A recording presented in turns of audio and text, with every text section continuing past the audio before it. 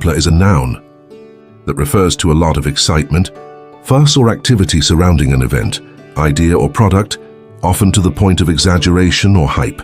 It can be used to describe both genuine enthusiasm and overblown or unnecessary commotion. Origins of hoopla. The exact origins of hoopla are uncertain, but it is thought to have derived from the French hoopla, an exclamation similar to upsy-daisy, often used to express surprise or excitement. The term entered American English in the late 19th century, where it evolved to describe fanfare or noisy excitement. How to use hoopla.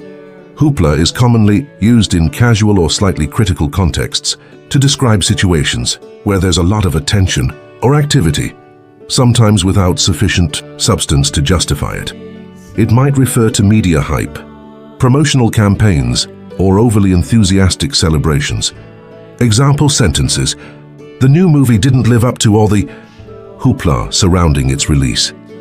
Despite the hoopla about the new smartphone, its features are almost identical to last year's model.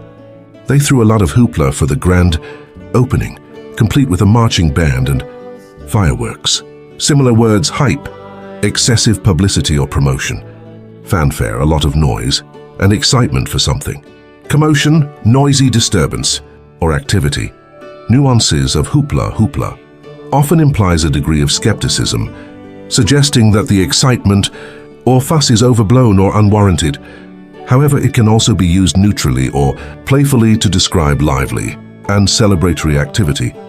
In essence, hoopla highlights the energy, noise and enthusiasm, sometimes disproportionate, that can accompany events or ideas in our lives. It's a fun, informal word that reflects society's tendency to get swept up in excitement, whether deserved or not.